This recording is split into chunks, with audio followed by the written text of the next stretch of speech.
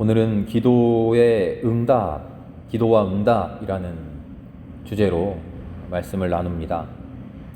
기도 이야기를 하다 보면요, 기도에 대한 말씀이나 강연, 설교 혹은 기도에 대한 책들을 읽어보다 보면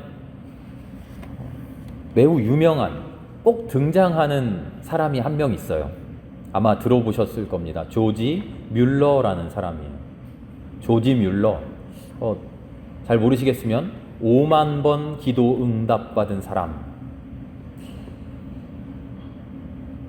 5가지 기도의 원칙, 이런 기도와 관련된 매우 유명한 사람이죠. 1805년에 나셔서 1898년에 돌아가신 영국에서 활동하신 고아들의 아버지라고 불리는 분입니다.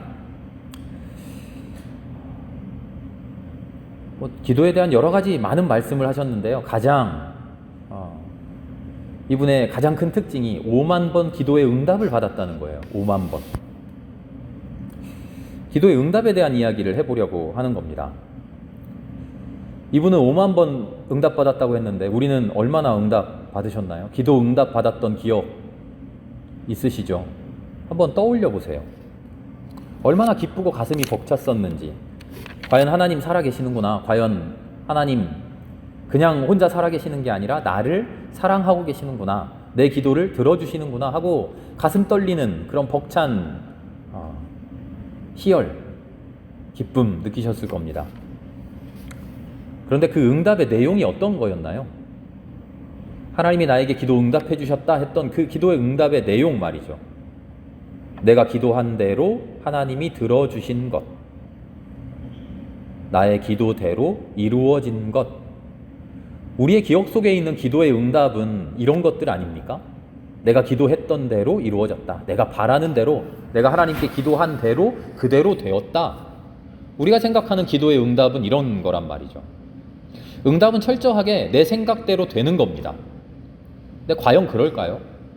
성경이 우리에게 전해주고 있는 예수님이, 하나님이 우리에게 내가 너의 기도를 반드시 들어주겠다 하신 그 말씀이 내가 원하는 대로 되는 것, 그것을 말씀하신 것일까 하는 말이죠. 조지 뮬러라는 분이 5만 번 기도 응답 받았다고 본인이 얘기하셨어요. 거짓말 하실 분이 아닌데요. 우리가 계산을 해보자고요. 5만 번이니까요. 1년에 365일이어서 제가 나눠봤더니요. 하루에 한 가지씩 응답 받으면 137년 동안 매일매일 응답 받으셔야 돼요. 50년 신앙생활 하셨다고 치면 하루에 3가지씩 응답을 받아야 돼요. 이게 가능한 일일까요? 우리가 생각하는 기도의 응답을 가지고 이 조지 뮬러가, 이 목사님이 이야기하는 기도의 응답을 이야기해보면, 생각해보면 거짓말하는 건가 하는 생각이 들 정도로 황당무계하게 그렇게까지 생각이 되죠. 뭔가 이상해요. 응답의 개념이 우리랑 뭔가 다르지 않을까 하는 그런 생각을 하게 되죠. 이분이 5만 번이나 응답받았던 그 응답의 내용이 뭘까? 그 고민을 우리 오늘 함께 해보자는 겁니다. 기도가 응답됐다라는 것은 이런 기도가 내가 하나님과 완전히 교제한 것, 내가 하나님께 완전히 고백하고 하나님을 완전히 찬양한 그것이 하나님의 행동에 어떤 영향을 끼치는가 하는 고민이죠. 나의 기도가 어떤 작용을 하는가? 그렇죠? 나의 기도로 인해 하나님이 행동을 바꾸시는가? 나의 기도로 인해 하나님이 생각을 바꾸시는가? 새로운 결정을 하시는가? 기도가 응답받았다 하는 것은, 내 뜻대로 내 기도대로 이루어졌다 하는 것은 내가 기도하지 않았더라면 이렇게 될 일이 내가 기도해서 이렇게 바뀌었다라는 그런 우리의 생각이 그 안에 들어가 있다는 거죠. 기도의 응답이라고 하는 우리의 기본 전제가 그런 생각이라는 거죠. 그렇다면 조지 뮬러는 5만 번이나 하나님의 결정을 기도로서 바꾼 걸까요? 바꿨다면, 하나님이 생각을 바꾸고 하나님이 뜻을 바꾸고 하나님의 행동을 바꾸신 거라면, 바꾸시기 이전에, 우리가 기도하기 이전에, 우리의 기도 이전에 먹었던 하나님의 생각은 잘못된 생각들이었나요? 하나님이 뭔가 잘못 생각하셨던 걸까요? 아니면 하나님이 우리를 사랑하지 않고 대충 우리에게 아이, 재훈이한테 일어날 일은 이 정도면 됐어 하고 대충 생각하셨던 걸까요? 그래서 내가 간구했더니 아이 그래 좀 봐줄게 이렇게 바꾸신 걸까요? 나의 기도가 응답된 것이라면, 나의 기도로 인해 하나님의 계획이 수정된 것이라면, 나의 기도로 인해 하나님께 어떤 작용이 일어난 것이라면 나의 기도가 하나님의 생각을 바꾼 것 아닐까? 그렇다면 하나님의 원래의 생각은 잘못되었나? 혹은 수정되어야 할 생각이었나? 온전치 못한 불완전한 생각이었나? 우린 이런 생각을 하게 되는 거죠. 아니면 하나님 입장에서는 나에게 일어나는 일이, 나에게 베푸실 일이 이렇게 되거나 저렇게 되거나 별 상관없는 일이었나? 우린 이런 고민을 하게 된다는 겁니다. 논리적으로 그런 생각이 가능해지죠. 그런데요, 이런 고민을 하게 되는 이유는 신비를 모르는 인간의 한계 때문이라고 저는 표현하고 싶어요. 소위 우리 인간의 논리의 틀로 설명되어야, 내가 이해할 수 있는 방식으로 설명되어야 그제서야 이해하는 우리 인간의 존재적인 한계예요. 그래서 기도에 대한 응답을 그렇게밖에 이해할 수 없는 거죠. 기도의 응답이라는 문제 앞에서 이 내 기도가 응답된 것인가, 혹은 내 기도가 응답될 것인가, 이렇게 기도하는 대로 이루어질 것인가 라고 하는 우리의 고민이 생겨나는 가장 큰 이유는요, 인간적인 논리, 인과적인 이해, 그런 인간적인 틀로서 하나님의 일을, 하나님의 뜻을, 하나님의 계획을 파악하려는 시도가 우리에게 있기 때문이에요.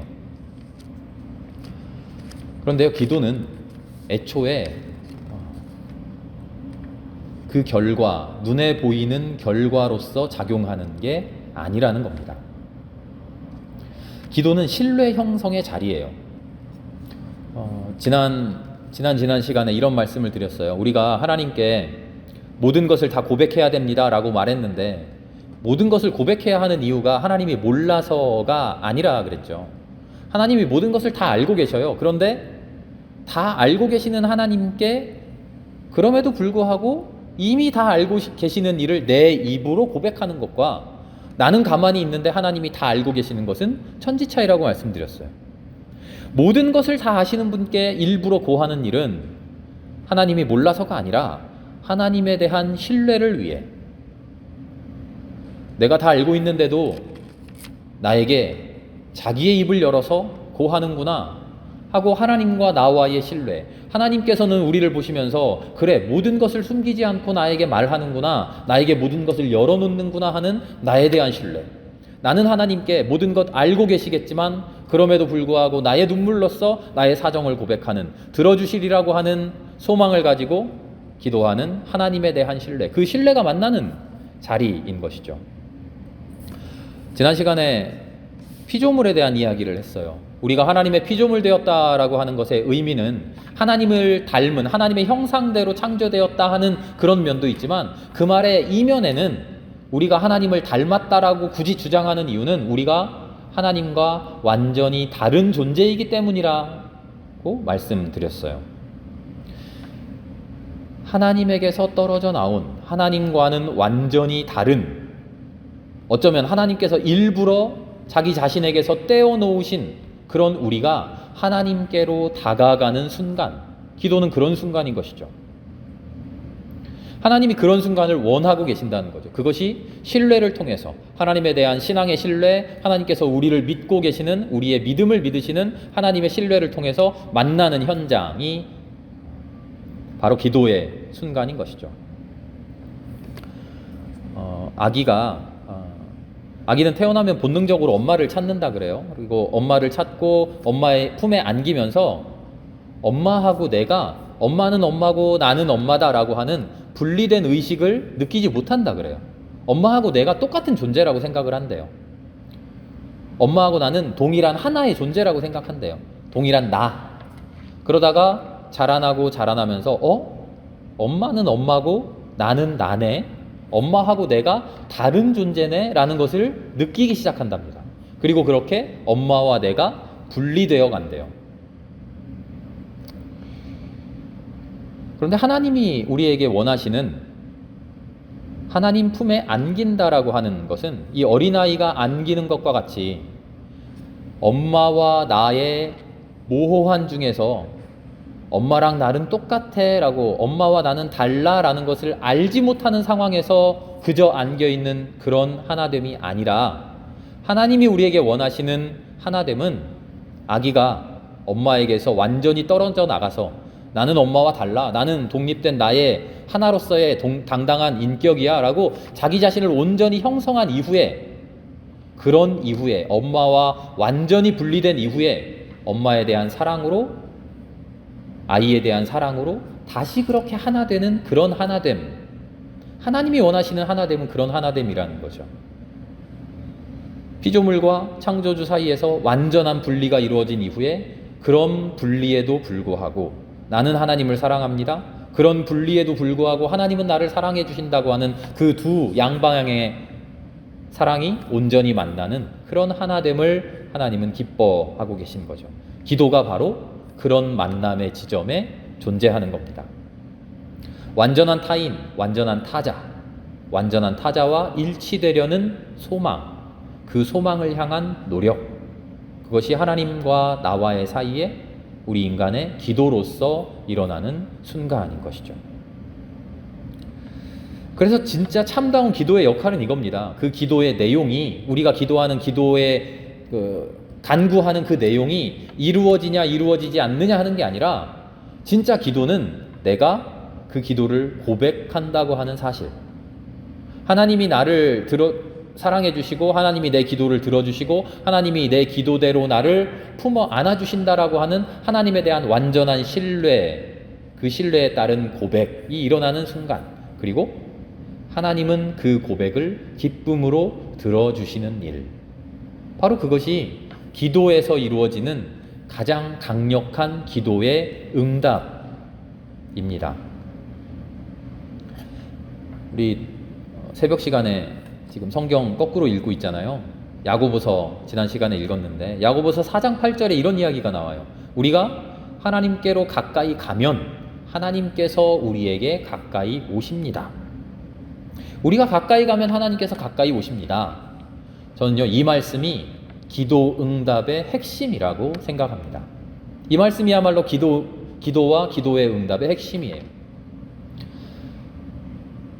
이 말씀 내용에는요, 기도에 대한 내용은 없어요. 우리가 기도한 내용이 이루어졌느냐 이루어지지 않았느냐 하는 그런 얘기는 전혀 나와 있지 않아요. 그리고 다만 무엇이 나와 있냐면 내가 하나님께로 간다고 하는 나의 삶의 방향이 나와 있고 하나님께서 나에게로 오신다라고 하는 하나님의 행동의 방향이 나와 있죠. 기도는 기도의 내용 가지고 출발을 했어요. 이렇게 이루어졌으면 좋겠다 하는 내 마음의 소원 가지고 출발했어요. 그런데 그 기도의 결말은요, 내 기도에 내가 기도한 그 내용이 이루어지냐 이루어지지 않느냐가 기도의 결말이 아니라요, 그 내용 가지고 출발했으나 그 내용은 하나님께 맡기고 내가 하나님께로 걸어가고 있다고 하는 사실, 내가 하나님께로 내 삶의 방향을 향하고 있다는 사실이 기도의 결말이 된다는 거죠. 하나님이 그래서 나에게로 오신다는 것, 내가 하나님께로 향했더니 하나님께서 나에게 오셨다는 것, 그래서 하나님과 내가 만난다는 것, 그 감격으로 끝나는 것이 기도의 결말이에요. 어느 순간인가 기도하고 있는 내용, 이루어졌으면 하는 나의 바람, 인간적인 소원, 그런 것은 온데간데 없이 아예 사라져버리고 뒷전으로 물러나버리고 내가 이 기도를 통해서, 나의 소원을 통해서, 이 간구를 통해서 하나님께로 간다고 하는 사실과 하나님께서 나에게로 다가온다고 하는 사실, 그래서 하나님과 내가 기도 중에 만났다고 하는 사실, 그 사실이 기도의 응답의 내용으로 남아있다는 거죠. 이게 기도의 응답의 진실이라고 생각합니다. 사라져버려야 됩니다. 우리의 바람, 우리의 소원, 애초에 가지고 애초에 품고 하나님께 기도했던 그 기도의 내용은 기도하는 중에 사라져버려야 돼요. 그리고서 하나님께로 향하고 있는 내 간절한 마음과 나에게로 향하고 있는 하나님의 사랑의 마음이 만나는 것, 아, 이게 진짜 은혜구나 하고 깨닫지 못했던 그 경지, 경험해보지 못했던 그 은혜의 경지를 깨닫고 있는 것, 감사하고 있는 것, 그것이 기도의 신비죠. 그 신비의 상황에 들어가게 되면요, 처음 기도했던 것, 그 내용 중요하지 않게 돼요. 일상생활에서의 내가 가지고 고민했던 그 내용, 그것이 어떻게 되든지 그것이 하나님의 응답이냐 응답이 아니냐, 그런 어리석은 생각을 하지 않게 되는 거죠. 기도를 통해서, 간절한 마음을 통해서 하나님을 만나게 되는 순간 내가 원했던 바가 이루어지냐 이루어지지 않느냐는 중요하지 않고, 그 일의 이루어짐은 온전히 하나님께만 맡겨두고 나는 자유할 수 있게 되는 거죠. 오늘 말씀 빌립보서 2장 12절에서 13절 말씀인데요, 이 말씀은 신학적으로 볼 때 매우 이상한 말씀이에요. 전혀 하나 될 수 없는 이야기가, 모순되는 이야기가 적혀 있어요. 12절에서 이렇게 말하고 있어요. 두렵고 떨리는 마음으로 자기 구원을 이루어라. 구원을 누가 이루어갑니까? 이 말씀에 따르면 내가 이루어가는 거죠. 두렵고 떨리는 마음으로 라는 그 단서를 달아놓고 있기는 하지만 말이죠, 명확하게 나의 구원을 내가 이룬다는 거예요. 당신의 구원을 당신이 이루어 가십시오. 당신의 힘으로 획득하십시오. 당신의 힘으로 얻어내십시오 하는 것이 12장의 권면입니다. 그런데 바로 이어서 13장을 보면 정반대되는 이야기가 등장해요. 하나님이 여러분 안에 활동하십니다. 누가 지금 일합니까? 하나님이 일하는 거예요. 나라고 하는 인간은 사라지고요, 내 안에 하나님이 오셔서 하나님이 온전히 이루어 가신다는 거예요. 나는 하나님이 일하시는 도구로서만 존재한다는 거죠. 어려운 신학적인 용어를 잠깐 말씀드리면요, 12절의 이야기는 펠라기우스주의고요, 13절의 이야기는 아우구스티누스주의예요. 이 두 가지 이야기가 신학의 역사에서 몇백 년 동안 충돌하고 함께 서로 싸웠어요. 이게 옳다 그러면 저게 말이 안 되고요, 저게 옳다 그러면 이게 말이 안 돼요. 하나가 정통이 되면 하나는 이단으로 취급받아서 정죄되고 낙인 찍히고 쫓겨났어요. 하나가 정통신학이 되면 하나는 이단신학이 되어버렸어요. 지금도 논쟁 중이에요. 결론은 뭡니까? 뭐가 옳습니까? 성경은, 성서는, 하나님의 말씀은 이런 어리석은 인간의 논쟁 위를 유유하게 날아다닙니다. 내가 구원을 이룹니까? 내가 구원을 이루면 하나님이 이루는 거 아니네요. 하나님이 이루십니까? 하나님이 이루신다면 내가 하는 일이 없네요. 이렇게 하나님이 한다면 내가 하는 게 아니고, 내가 한다면 하나님이 하시는 일 없는 그런 인간적인 생각, 인간적인 논리의 틀을 하나님의 구원은 뛰어넘어 계신 거예요. 그래서 이 빌립보서의 말씀이 아무런 모순이 없는 거죠. 너는 너의 구원을 열심히 이루어라. 하나님은 하나님의 뜻대로 활동하시겠다. 이게 하나님의 결론이에요. 아까 야고보서의 말씀과 일치시켜보면 이런 거죠. 너는 너의 열심을 다해 하나님께로 다가가라. 하나님은 하나님의 열심을 다해 너에게로 다가가겠다. 하나님의 뜻 안에 내가 이루어가는 나의 구원도 또한 포함되어 있다는 거죠. 어려운 이야기 같은데 다시 처음으로 돌아와 볼까요? 내 기도가 응답된다고 하는 것은 뭘까요? 내 기도가 응답되게 하려면 어떻게 해야 될까요? 내 기도가 응답되었다면 잘 된 그 일의 원인이 나의 기도입니까? 하나님의 뜻은 없습니까? 하나님의 뜻은 있었는데 내 기도가 그 뜻을 바꿨습니까? 아니요. 기도의 응답은 그런 것이 아니라는 말입니다. 루이스는 파스칼의 말을 인용해서 우리에게 이렇게 이야기해줘요. 조금 어려운 말일 수 있지만 제가 천천히 읽어보겠습니다. 하나님이 손수 결심하고 행동하시는 모든 일의 그 근원에, 그 근본에 당신의 피조물들도 참여할 수 있도록 기도를 만들어 주셨다. 하나님은 하나님께서 손수 결심하고 행동하시는 모든 일의 근본에 우리 피조물도 참여할 수 있도록 기도를 만들어 허락해 주셨다. 하나님은 태초부터 당신의 뜻을 정하셨어요. 모든 것을 결심하시고 행동하셔요. 이미 완성되어 있는 하나님의 뜻을 일관되게 실행해 가셔요. 그런데 그 결심과 행동에 우리가 감히 참여할 수 있도록 우리에게 기도를 허락해 주셨다는 거죠. 하나님의 뜻이 이루어져 가는데 우리가 지금 기도하니까 그 길을 바꾸셨다.